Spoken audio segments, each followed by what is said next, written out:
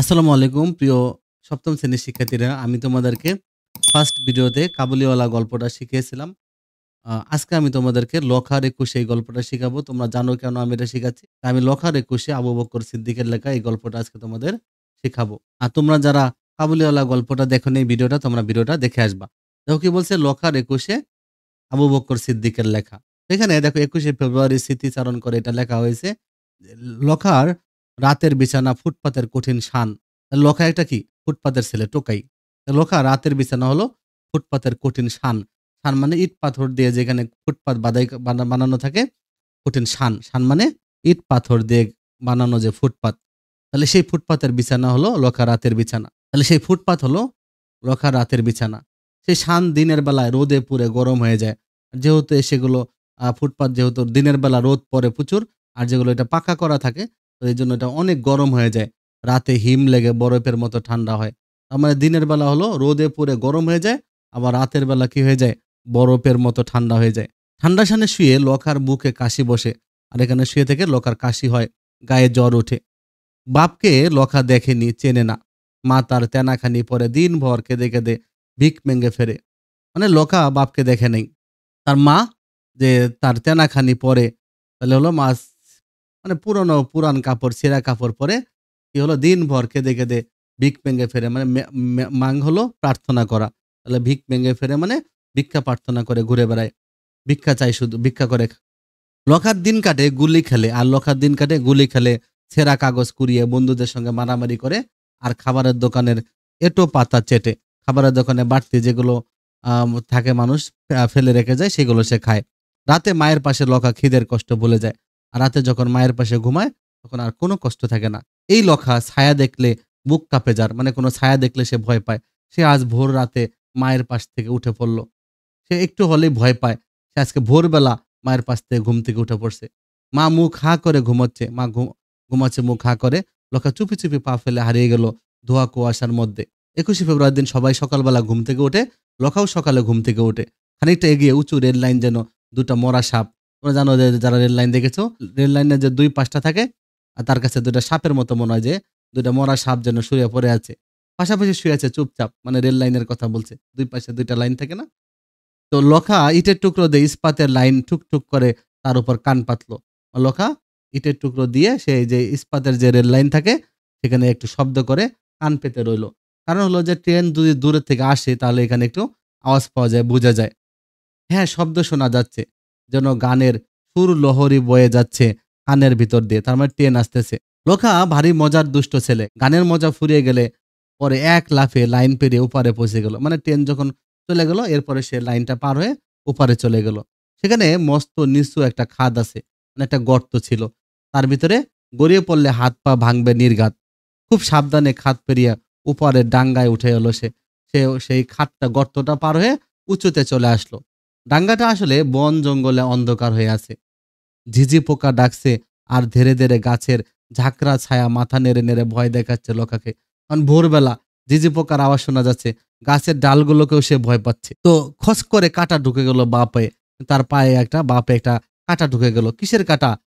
হবে হয়তো বাবলা গাছের বড় বড় কাঁটা হয়। সে হয়তো সে কাঁটা তার পায়ে ঢুকে গেছে। টাবলা আসলে কিছু না, বাবলা টাবলা শব্দের ক্ষেত্রে একটা পরিবর্তন। এগুলোকে দ্বিরুক্তি শব্দ বলা হয়। তাহলে বাবলা টাবলা। তো হলো কি যে এই বাবলা গাছের কাঁটা তার পায়ে বিঁধে। লখা উবু হয়ে বসে কাঁটাটা খসিয়ে দূরে ছুঁড়ে ফেলে দিল। কিন্তু বিষ তো যায় না। কি অসহ্য যন্ত্রণা! বলে কেঁদে দিল লখা। কিন্তু কাঁদলে তো চলবে না, সময় নেই আর। তাকে যে যেতেই হবে।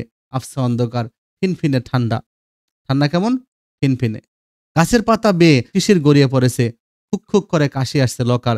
খালি গা শিশিরে ভিজে, শীত লাগছে। একটা ছেঁচড়া ডাল লকার হাফ প্যান্টটা টেনে ধরেছে পিছন দিক দিয়ে। মানে এক ডালের সাথে তার প্যান্টটা আটকে গেছে। প্যান্ট আধা খসা অবস্থায় দৌড়াতে লাগলো সে। একটা হেকশিয়াল বুঝে তাকিয়ে দেখছিল তাকে। দেখুক গে, এখন ভয় ভয় করলে দেরি হয়ে যাবে। কাজেই এবার চোখ খান বুঝে দৌড় শুরু করতে হলো তাকে। মানে সে দিল একটা দৌড়। আর শেষটায় সেই অদ্ভুত গাছটার নিচে পৌঁছে গেল লখা, যার ডালে ডালে রক্তের মতো টুকটুকে লাল ফুল। অবশেষে সে সেই আসল গাছটার কাছে পৌঁছে গেছে। দিনের বেলা রেল লাইনের উপর দাঁড়িয়ে অবাক হয়ে থোকা থোকা ফুলের লাল ঝুটির পানে তাকিয়ে থাকে সে। দিনের বেলায় সে এটা দেখেছিল যে এই সেই গাছের যে লাল লাল ফুলগুলো এগুলো সে খেয়াল রাখছিল। ভোরবেলা আসছে সে গাছের ফুল পাড়তে। এখন ওই উপরের এক থোকা ফুল তার পেরে আনা চাই। হাতের মুঠি পাকিয়ে মনটাকে শক্ত করে নিল লখা। তারপর চড়চড় করে গাছে উঠে গেল। একেবারে কাঠবিড়ালের বাচ্চা যেন। মগডালের কাছাকাছি এসে কয়েকটা তুলো মিঠের মতো বড় বড় থোকা পেয়ে গেল সে। শিশিরে ভেজা তুল তুলে, তা হোক তোমরা এখন আমার, নাও সব চুপটাপ নেমে এসো তো আমার মুঠের মধ্যে। সে ফুলগুলোকে বলতেছে, তোমরা এখন আমার, আসো আমার মুঠের মধ্যে চলে আসো। এভাবে সে ফুলগুলো পাড়তে লাগলো। কষ্ট লাগছে, আহা কিসের কষ্ট? এই তো একটু পরে আমি তোমাদের এমন একটা জায়গা, উঁচু জায়গা নিয়ে রাখে দেব যেখানে অবধি তোমরা এই গাছের মগ ডালে কোনোদিন উঠতে পারবে না। এসো এসো লক্ষ্মী সোনারা, সব নেমে আসো। সে ফুল ছিঁড়তেছে আর বলতেছে ফুলগুলোকে, তোমাদের কি কষ্ট হচ্ছে? কিন্তু তোমাদেরকে আমি এমন জায়গায় রাখবো, তোমরা এখানে জীবনে উঠতে পারত না। এই গাছের তোমরা উঁচু ডালে আছো, কিন্তু তার চেয়েও তোমাদের আমি খুব সুন্দর একটা জায়গায় নিয়ে যেয়ে রাখবো। ফুল নিয়ে যখন মাটিতে নেমে এলো লখা, তখন সারা শরীর জ্বলে যাচ্ছে তার। কোনই ও বুকে চটচটে ঠান্ডা। হাত দিয়ে টের পায় টাটকা রক্ত। গাছের ডালপালায় কাঁটায় ভর্তি। গা হাত পা ছিঁড়ে গেছে আঁচড় লেগে। তাতে কি, জিতে গেছি আমি, গর্বে বুক ফুলে ওঠে লখার। তার মানে সে অনেক কষ্টে গাছ থেকে ফুলগুলো পেরে নিয়ে আসে। তার গাছে কাঁটার আঁচড় লেগে তার বিভিন্ন জায়গায় ছিঁড়ে যায়, হাত পা ছিঁড়ে যায়, তারপরে রক্ত বের হয়।